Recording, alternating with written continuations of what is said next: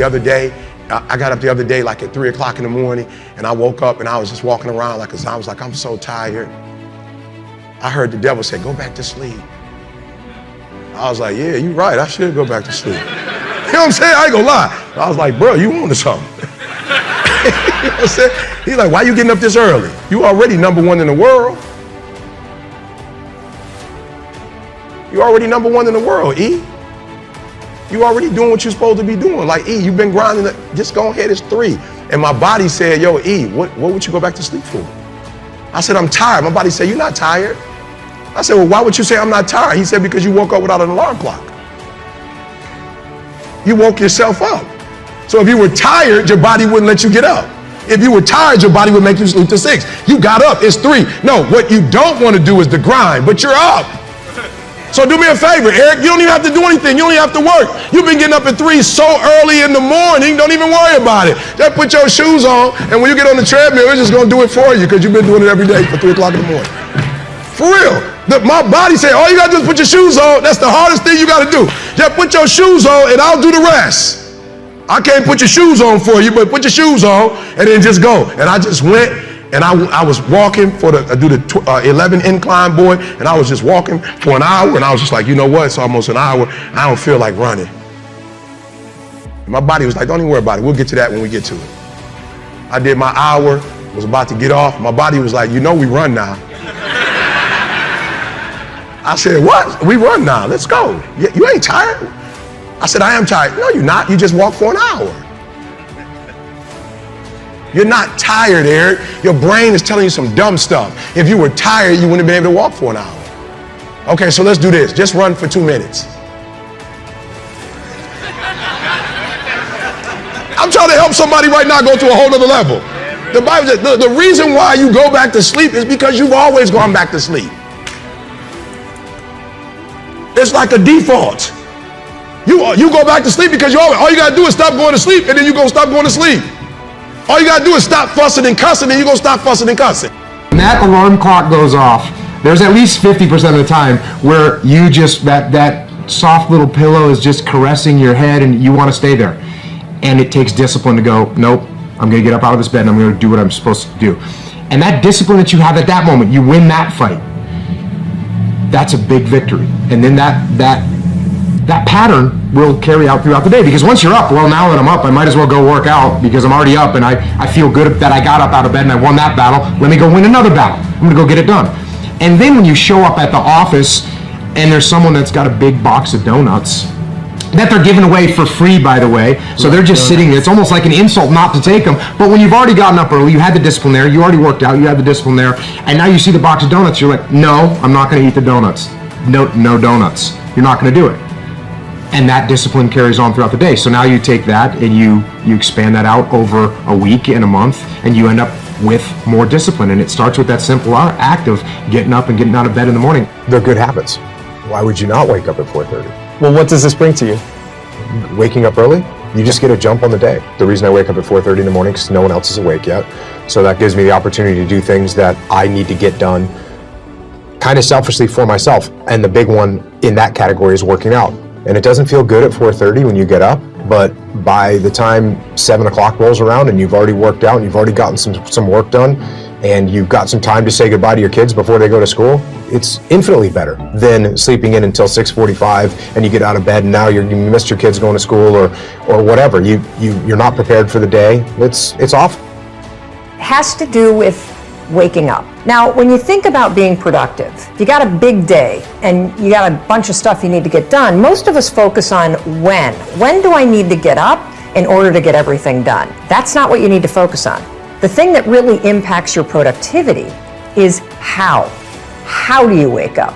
And here's the deal. If you're somebody like I used to be that hits the snooze button, that kills your productivity for at least 4 hours. Let me explain. You have to understand this. The snooze button creates a mental state, a state in your brain that is called sleep inertia. It's so bad it actually has a name.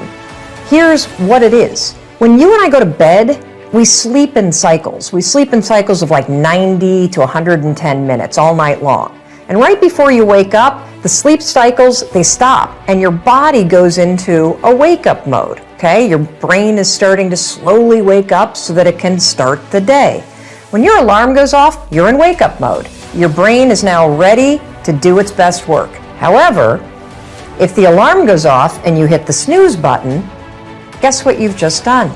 You've just made your brain go back into a sleep cycle.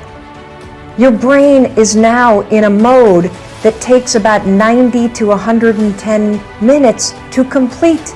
You just rebooted the system. So when your alarm goes off and you get up 15 minutes later, you're now in major trouble.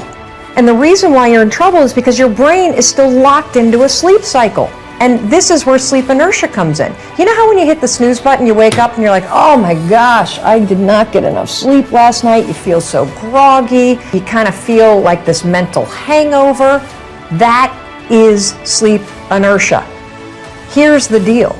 Your brain, the cortic region of your brain, which is responsible for decision making, attention, alertness, self-control, that sucker is still in a sleep cycle. And now that you're awake, it's going to take the cortical region almost 4 hours to actually snap out of that sleep cycle. That's why you feel groggy. It's because the part of your brain that's responsible for critical thinking and being alert, it's actually still asleep. If you don't already do this, you've got to train yourself to be the kind of person that doesn't use the snooze alarm. Because when you hit the snooze alarm, you're not only putting your brain in a state of sleep inertia, you are directly impacting your productivity, your alertness, and your brain processing for the first 4 hours that you're awake. That's making life harder. I'm all about making life easier. So tomorrow, when the alarm goes off, I don't care how tired you are, I don't care how much you don't want to get out of bed, I want you to remember this. I want you to remember that you've got to wake up and give your brain its best shot to do its best work.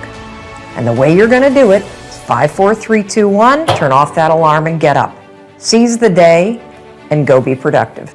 When you wake up in the morning, your willpower is strongest. When you wake up in the morning, you've got a full well of mental focus, and we know that focus in our world is even more valuable than intelligence. And I could go on the benefits. I mean, you get up at 5 a.m., you've got the world to yourself. There's no crowds. You can think, you can plan, you can care for yourself in a world where so many people are so depleted. And so the 5 a.m. club really is a game changer. And then it's not just get up at 5 a.m. and scratch your stomach or stare up at the ceiling. Or look at your phone. Or look at, especially not. I believe you can play with your phone or change the world. You don't get to do both. Yeah. And so the 5 a.m. club method is based on the 20-20-20 formula. I'm happy to get into it, but that is tell us what it is. That's the revolutionizer, and it started from my experience with working with many billionaires. I've coached many of the most successful financiers and titans of industry for over 2 decades. And one of the things I would run them through is the way you begin your day sets up the way you live your day. And so the 20-20-20 formula that the book is based upon is pretty simple. I go into great detail in the book, but essentially it's from 5 to 5:20. The first pocket is move. And I'm a fanatic about neuroscience, and why do you get up and move? Because you're going to release serotonin, which is going to make you feel better. You're going to release dopamine, which is the pleasure and inspirational neurotransmitter. You're going to release norepinephrine, which will boost your focus. You'll promote neurogenesis. Marie, you can actually grow new brain cells. Oh, You'll increase your metabolic rate. So the way you feel when you first wake up is not the way you're going to feel at 5:20. Second pocket of the 20-20-20 formula, 20 minutes from 5:20 to 5:40, that's on reflection. So a lot of us are busy, but what's the point of being busy if you're doing the wrong things? The billionaires, the great creatives, the people of great impact, the people who live beautiful lives are very intentional. Mm-hmm. They're very deliberate, they're very conscious. So for 20 minutes, you write in a journal, you can visualize, you can pray, you can meditate, you can simply contemplate. how you're going to live your day, what you want to stand for during the day, for example. And then the final pocket of the 20-20-20 formula is all about grow. And that's where you just read from a biography or a business book or a philosophy book or a... Or watch a Marie TV. Well, especially watching Marie TV. That's, yeah, of course. That's the game changer, isn't it? And so that's 20 minutes of growing, because I think we're most alive when we are growing. Yes. And I believe the leader who learns the most wins.